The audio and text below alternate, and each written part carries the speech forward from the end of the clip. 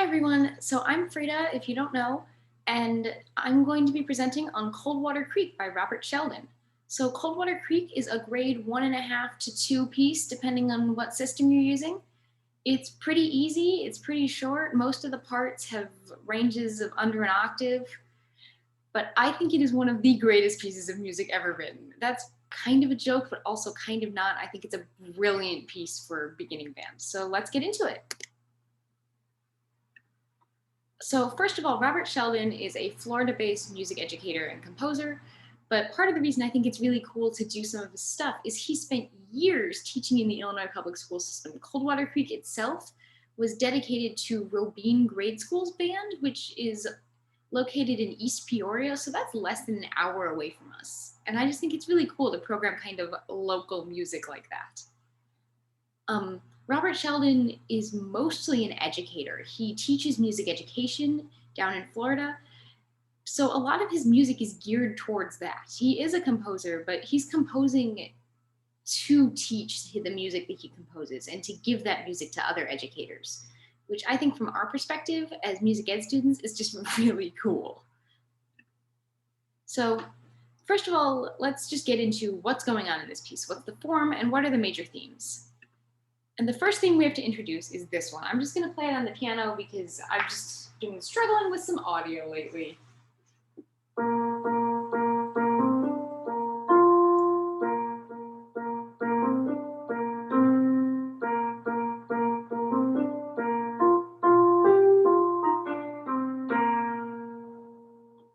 That comes up so many times in this piece. That is just going to be our main theme. That's going to be our A throughout the piece.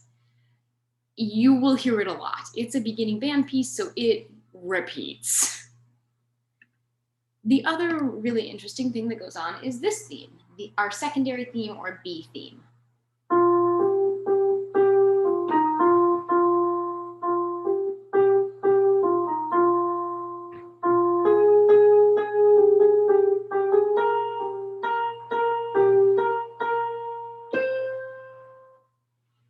And I know I'm really just going to end on that too like that, huh? But that's our secondary theme. And that's basically the whole piece. You've basically heard the whole piece. We start with a short introduction, which, not gonna lie, is basically half of the A theme. Then we hear A. Then we hear A again. Then we hear B.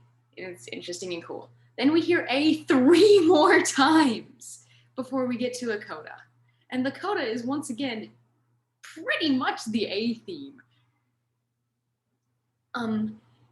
The thing that varies, that melody that you heard, that A theme, is exactly the same every time, except for in one of the repetitions, there's slurs that don't usually exist. But around the A theme, different things happen. That's what makes the piece exciting and interesting and fun to play for younger students. Here's some of the other fun stuff. In the A1 section, we get to hear this in the flute.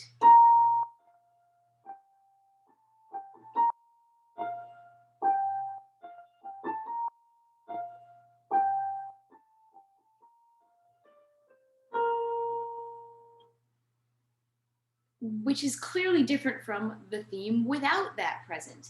The trombones also get this really cool part.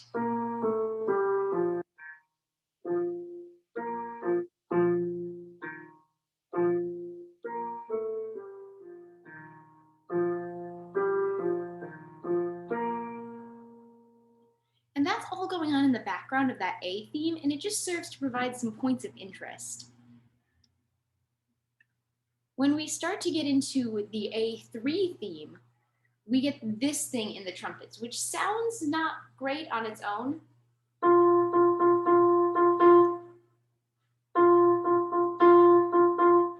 But that is the first time you get something that's that distinct and that kind of self-contained. Most of the melodies have some amount of smoothness, and this one just stands out as being really triumphant. So when we're giving it a listen, try to listen in for that one in the trumpet part, because I just like it. I'm not going to play this one because I'm not good at percussion, But this is one of the percussion interludes. There are a few percussion interludes in here that I didn't include in the form because they're all like 2 or 3 measures. But it's just nice that there's something interesting going on in that part as well. Oh my gosh, Frida, we've heard enough about it already. Play the piece. Fine, fine, fine, fine, fine. Calm down. These 2 gifts, by the way, the first one is you listening to Coldwater Creek. It's a bop. The second one is you realizing that none of the recordings include the end. Let's listen.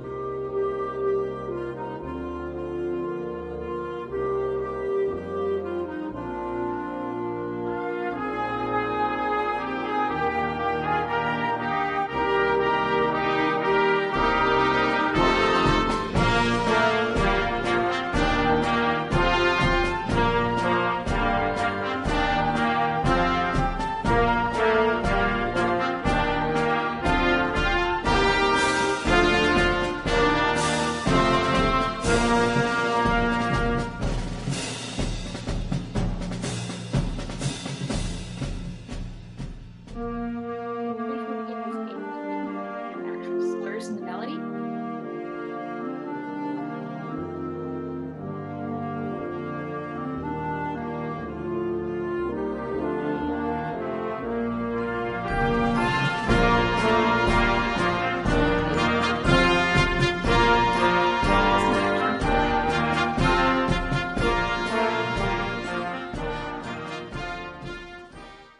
And then we don't get the coda because the recordings are just mean, apparently.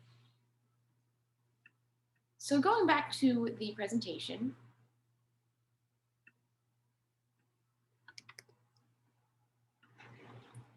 let's get into what this piece is about and why should we teach it and program it.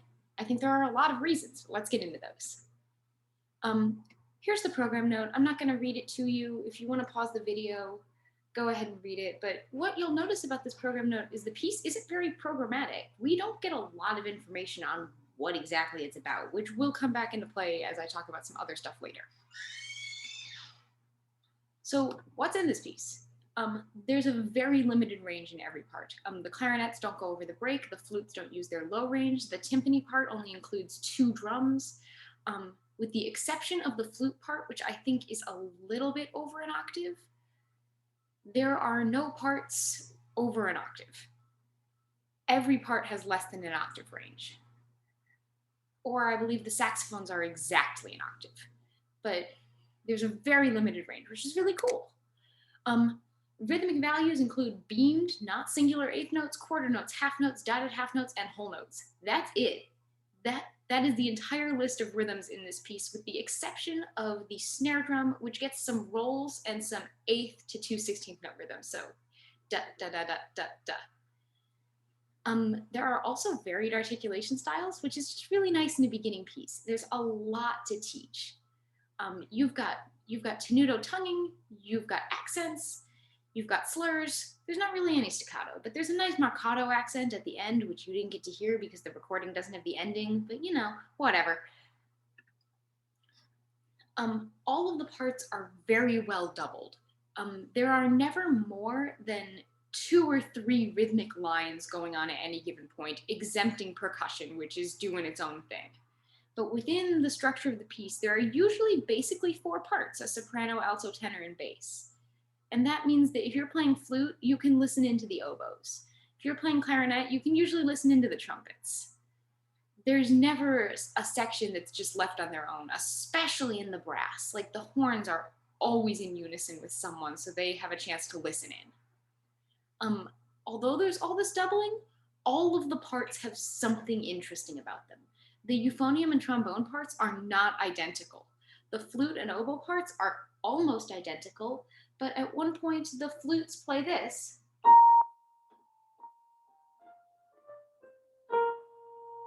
and the oboe plays this.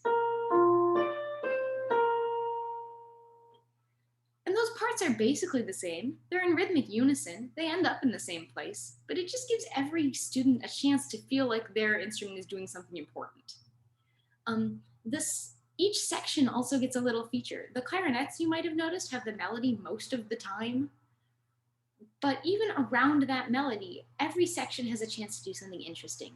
In the A2 repetition of the melody, the low brass gets to shine through as a little pretty accompaniment thing that doesn't usually get to be heard as clearly as the rest of the parts. The percussion gets chances to have a little solo, which isn't true in every piece. Sometimes they're just chilling in the back, which is valid. But for students, this keeps everyone really engaged, and it also gives the audience a chance to really hear every single instrument and every single section, which I just think is great. So what isn't in this piece? Because I think that's just as important to talk about. Firstly, there's not a lot going on dynamically. The only dynamics in the piece are mezzo piano, mezzo forte, and forte until the very last two measures when you get fortissimo. Those dynamics are spaced out as well. You usually get a dynamic marking about once every 8 bars. There's a lot of empty space in the dynamics. There's also a lack of a meaningful program note. Like, it's cool that this piece is educational and meant to sound mature with young bands, but what's it about? We'll get to that in the next slide, but it's important to note that it's not really there.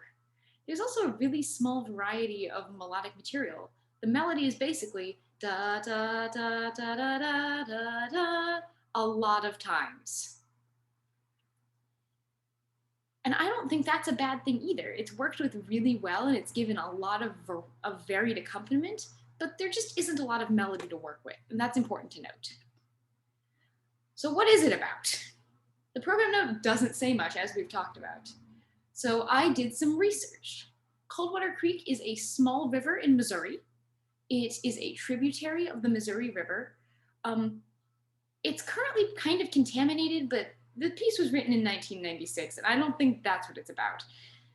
My theory is that the piece talks about the history of Coldwater Creek, not the river, because it's just been there, being a river, just vibing, but everything that's going on around the river. That melody, bum, bum, bum, ba, da, da, da, da, is the consistency of the river, being there through everything.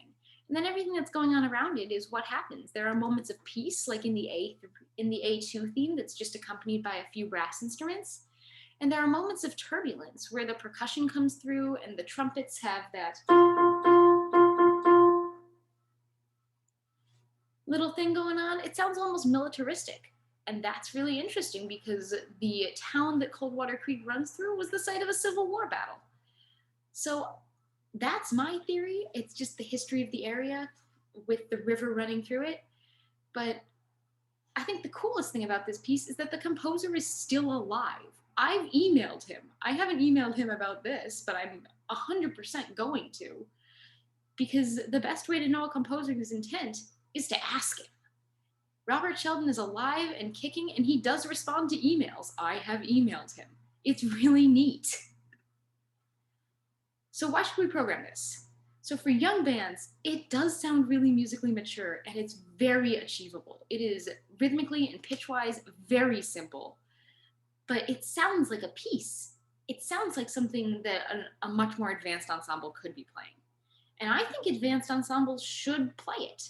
You shouldn't play it to be teaching notes and rhythms because it's really manageable, but there's a lot of room for interpretation. We don't really know what it's about. So it gives students a great opportunity to say, what is this piece about? There's not a lot of dynamics written in. It gives students a great chance to say, this is how I think this should sound. This is the shaping we should give this phrase, and here's why. This phrase is going up, so we should crescendo here. That's a great opportunity for them. There's not a lot going on with the articulations. So there's got to be a chance to figure out what's the difference between an accent and a tenuto note. Also, there's no good recordings out there. There's like middle school bands, and they're recording with the end cut off. And I think a good high school or college band should get a solid recording out there, to be honest. And that's going to be the end of my presentation. I think this piece is an absolute delight to listen to. It was one of my first real band pieces when I was in elementary school, and I've loved it ever since. And I think it has a lot of musical value that comes through when you look through the score. Thanks for listening, and have a lovely day.